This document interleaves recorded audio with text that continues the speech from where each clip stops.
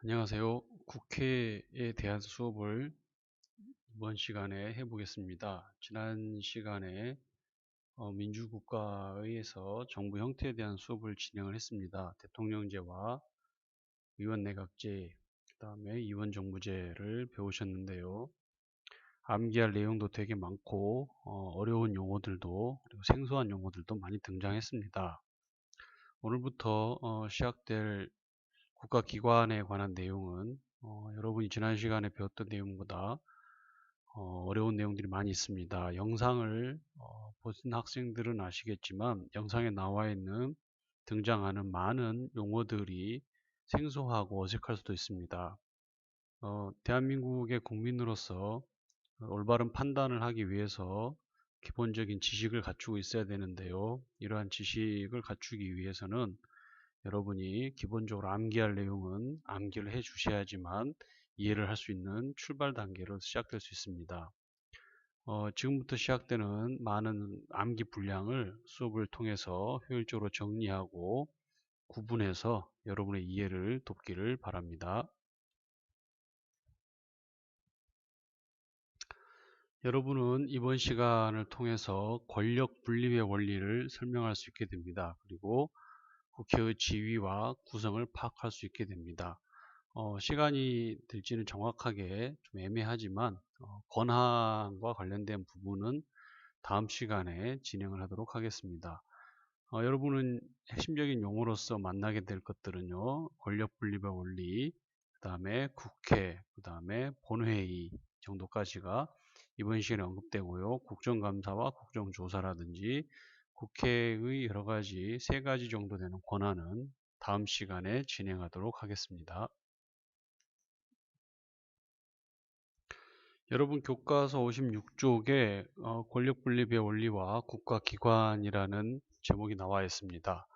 기본적으로 권력이 왜 분리되어야 되는지에 대한 이야기는 교과서 56쪽 왼쪽 아래에 그 존 액튼경의 격언이 나와 있습니다.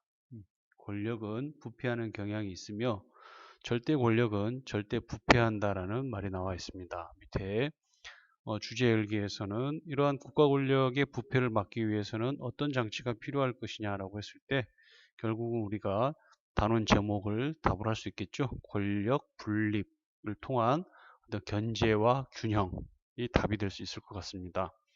화면에 보시면 국가 권력을 여러 국가기관에 분산하고 권력 상호 간의 견제와 균형의 원리를 통하여서 국민의 자유와 권리, 국민의 기본권을 보장하는 국가기관의 조직 원리라고 되어 있습니다. 우리나라는 이러한 권력 분립 체제를 받아들여서 국회와 정부, 법원이라는 입법권, 행정권, 사법권을 갖는 삼권 분립 체제를 확립하고 있습니다. 몽테스키웨라는 학자가 삼권 분립이라는 것을 주장을 했고요. 여러분은 그 밑에 여백에다가 로크라는 사회계약론자의 주장을 좀 기록해 주시기 바랍니다. 로크는 행정권, 집행권이라고 했던 단어인데요. 집행권과 입법권이라는 두 권력으로 분리를 했습니다. 로크는 사법권의 독립까지는 제한하지 못했었고요. 이후에 몽테스키웨라는 학자가 사법권을 분립시켜서 삼권 분립이라는 이론적 체계를 완성을 시켰습니다. 여러분 교과서 56쪽의 그림에 보면 우리나라의 삼권 분립 체제라고 그림이 나와 있는데요. 감시와 견제라고만 되어 있는 내용이 있습니다. 여러분은 앞으로 수업 시간을 통해서 이 빈칸들을 감시와 견제의 칸들을 어떤 제도들이 이루어져 있는가를 채울 수 있게 됩니다. 이미 대통령제에서 그 각 기관 간의 입법부와 행정부 간의 견제와 균형에 대해서는 이미 한번 언급된 내용들이 있습니다. 이번 시간에는 좀 더 자세히 다뤄보겠습니다.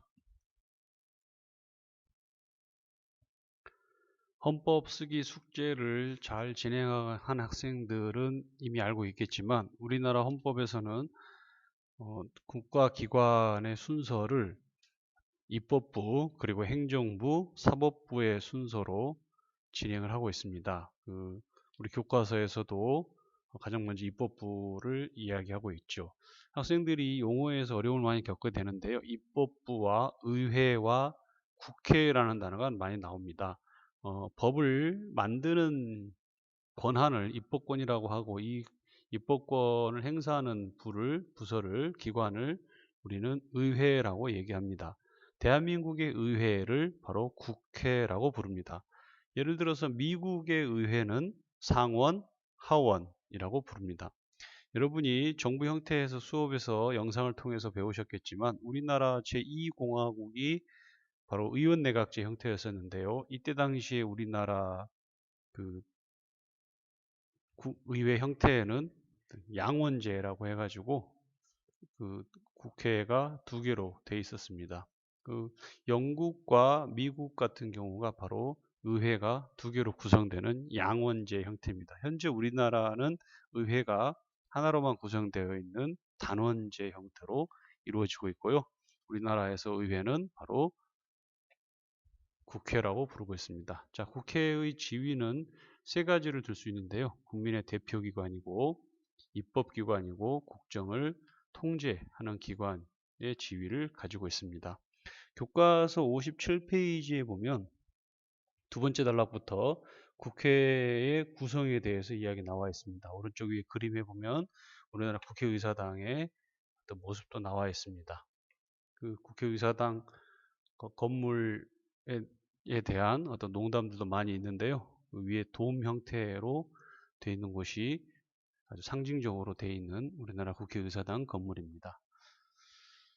국회는 두 가지 의원으로 구성이 되어 있었는데요. 바로 임기 4년이고요. 지역구 의원이라는 게 있고 비례대표 의원이라는 게 있습니다. 여러분이 임기를 앞으로 여러 차례 배우게 될 건데요. 우리나라에서 대부분의 선출직들의 임기는 4년입니다. 유일한 예외가 대통령인데요. 대통령은 임기가 5년입니다. 교과서 56쪽에 보시면 지역구 의원과 비례대표 의원으로 구성되어 있다고 되어 있고요. 이번에 여러분들 부모님들 그리고 고3 학생들 일부 학생들이 바로 이 국회의원 선거에 참여를 했었습니다. 앞부분에서 이 수업 전에 제시됐던 영상이 바로 이 선거 결과에 대한 내용인데요. 지역구 의원이라는 것은 어떤 안양처럼 특정한 지역을 바탕으로 선출되는 의원을 지역구 의원이라고 합니다. 안양에 배정된 지역구 의원은 3명으로 알고 있습니다. 선생님이 살고 있는 수원은 지역구 의원이 5명입니다. 그리고 비례대표 의원은 전국을 단일한 선거구로 해서 선출되는 의원들인데요. 여러분들도 알다시피 이번에 비례대표 의원은 47명인데요. 30명은 정당 득표대로 배분이 되고요. 17명의 의원은 할당제를 통해서 소수 정당에게 배분해주는 형태로 이루어져 있었습니다. 우리나라에서 선거에서 여러분은 위성정당이라는 단어를 들었을 건데요. 다수당 두 당에서 비례대표를 위해서 독립적인 정당을 따로 세웠는데요. 우리 일반 언론에서는 이걸 위성정당이라고 부르고 있습니다. 자세한 구성이라든지 내용들은 우리가 온라인 수업이 끝나고 개강하면 선생님이 좀 더 자세히 진행을 하겠습니다. 이번에 국회의원 선거에서 여러분 부모님들이나 고3 학생들 일부는 총선 투표를 장에 갔을 때 투표용지를 2장을 받았습니다. 한 장에는 이 안양에 있는 지역구, 갑, 을, 병 지역 각각의 지역구에서 선출돼야 되는 국회의원 명단이 있는 투표용지를 받았고요. 또 한 장은 엄청나게 길었죠. 약 40여 개 이상의 정당의 이름이 있는, 정당의 이름만 있는 투표용지를 받았습니다. 그래서 비례의원 선거를, 비례대표 의원을 뽑기 위한 투표용지와 지역구 의원 용지가 2장이었다는 거 좀 기억을 해주시기 바랍니다. 자, 이렇게 국회의원의 종류는 두 가지가 있지만 실질적으로 국회에서 활동하는 의원들은 이 지역구 의원과 비례대표 의원의 큰 차이를 두고 있지는 않습니다. 국회는 국회의장 1인 그리고 부의장 2인이 있습니다. 보통 국회의장은 국회에서 다수결로 선출이 되고요. 부의장은 야당과 여당에서 한 명씩 하고 있습니다. 그 다음 줄에 보면은 여러분 교과서에 아주 중요한 내용이 나옵니다. 거기에 보면 효율적인 의사 진행이라는 단어가 나와 있습니다. 여러분 여기에 별표를 꼭 해주시고 이후에 진행되는 여러 가지 제도들이 목적이 무엇이냐, 바로 이 효율적인 의사 진행이라는 것을 기억해 주시기 바랍니다. 효율적인 의사 진행 꼭 기억해 주세요. 상임위원회와 특별위원회 그리고 교섭단체의 형태가 나오는데요. 이러한 어떤 제도를 운영하는 이 목적이 효율적인 의사 진행이라는 것을 꼭 기억해 주시기 바랍니다. 우리나라 국회는 항상 열려있는 상임위원회와 어떤 특별한 경우에 구성이 되는 특별위원회로 구성이 되어 있습니다. 우리 교과서에서 오른쪽에 보면 어떤 특별히 설치하는 위원회다라고 특별위원회에 설명이 되어 있는데요. 한 3개 정도 여러분이 좀 적어 놓으시면 좀 좋을 것 같습니다. 첫 번째 특별위원회는요, 윤리특별위원회입니다. 국회의원들의 어떤 징계를 담당하는 특별위원회가 있고요. 그 다음에 예산 결산을 위한 예결특별위원회가 있고요. 또 하나가 국회가 동의해 주거나 선출해야 되는 경우에 만들어지는 인사청문 특별위원회 3가지가 있습니다. 일상적인 상임위원회들과는 다르게 좀 독특하고 특별한 상황에서 설치되는 위원회입니다. 여러분 선배들 공부하는 거 보면은 이 교섭단체를 이해하는 것을 아주 어려워합니다. 교섭단체가 설명되긴 좀 어려운데요. 교섭단체라는 것은 교과서 내용을 읽어보면 일반적으로 20인 이상의 소속원을 가진 정당이 구성하는 원내단체다라고만 되어 있습니다. 국회의원 숫자가 20인 이상인 정당은 하나의 교섭단체가 자동적으로 구성이 되고요. 20명이 안 되는 소수 정당이거나 또는 무소속 의원들이 연대해서 하나의 교섭단체를 구성하는 경우도 있습니다. 교섭단체가 구성이 되면 국회에서 회의 진행을 할 때 일정한 부분에 있어서 발언권을 확보할 수도 있고요. 우리나라 중앙선거관리위원회에서 정당별로 배부되는 어떤 정치 자금, 합법적인 정치 자금이죠. 정당 운영을 위해서 필요한 정치 자금을 운영비를 교섭단체별로 지원해 주기 때문에 이 교섭단체를 구성하는 것이 매우 큰 의미가 있습니다. 지금 여러분 혹시 시사적인 내용에 관심 있는 학생들은 이 교섭단체 구성과 관련해서 여러 가지 기사들이 쏟아지고 있는 것을 볼 수 있을 건데요. 어떤 이런 정당 활동의 경제적인 지원 외에도 상임위원회 의장이라든지 국회 부의장 이런 일정한 위치를 지위를 차지하는데도 교섭단체별로 하기 때문에요. 교섭단체가 구성되느냐 안 되느냐에 대해서 많은 논란이 진행되고 있습니다. 세 번째 이제 국회 구성의 세 번째인데요. 국회의 의사를 최종적으로 결정하는 것은 본회의라고 얘기하고 있습니다. 본회의라고 얘기하고 있는데요. 교과서 58페이지 넘어가 보시면 하단에 국회의원 300명 전원이 앉을 수 있는 본회의장이 제시되고 있고요. 여기 위에 특별한 경우를 제외하고는 일반 시민들도 방청할 수 있게 되어 있는데요. 경쟁률이 엄청 치열합니다. 본회의고요. 그 다음에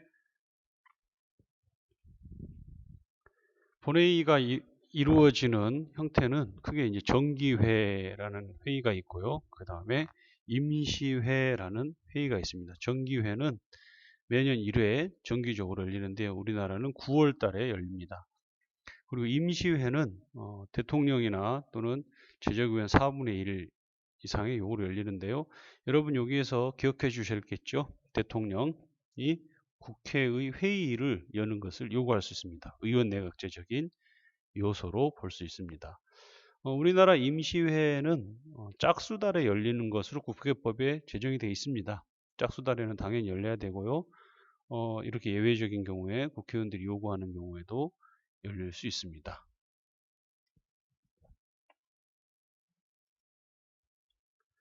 지금 화면에 나와 있는 내용은 우리 교과서에서는 언급되어 있지 않은데요. 매우 중요하기 때문에 선생님이 추가적으로 제시했습니다. 여러분은 이 내용을 교과서에 필기해 주시기 바랍니다. 국회가 회의를 할 때는 이 세 가지 원칙에 의해서 이루어지는데요. 국회의 회의는 공개하는 것이 원칙입니다. 회의 공개의 원칙이죠. 그래서 여러분 교과서 58페이지 나와 있는 본회의장 위 2층에는 일반 시민들이나 기자들이 자유롭게 회의를 관람할 수 있습니다. 물론 특별한 경우에는 제한하기도 하고 있습니다. 하지만 원칙은 회의는 공개되는 게 원칙이고요. 많은 기자들이 국회의원들이 본회의장에서 하는 여러 가지 회의 활동들을 취재하고 뭐 개인적인 국회의원들이 뭐 법률에 대해서 또는 안건에 대해서 찬성과 반대하는 것들을 모두 촬영하고 있습니다. 여러분 교과서에는 지금 58페이지는 나와 있지 않은데요. 그 국회의장 양쪽 옆에 보면 큰 전광판이 나와 있는데요. 여기 국회의원 300명의 이름이 전원 나오고 찬성, 반대, 기권, 불참 이런 것들이 다 게시가 됩니다. 그래서 어떤 의원들이 어떤 안건에 대해서 찬성과 반대를 했는지를 모두 국민 모두가 알 수 있습니다. 여러분이 혹시 관심 있는 법안에 대해서 어떤 국회의원이 찬성했고 어떤 국회의원이 반대했는지 이런 것들도 다 공개가 되고 있습니다. 물론 인사와 관련된 투표라든지 공개를 제한하는 경우에는 공개가 제한되기도 합니다. 두 번째가 조금 어려운 내용인데요. 회기 계속의 원칙입니다.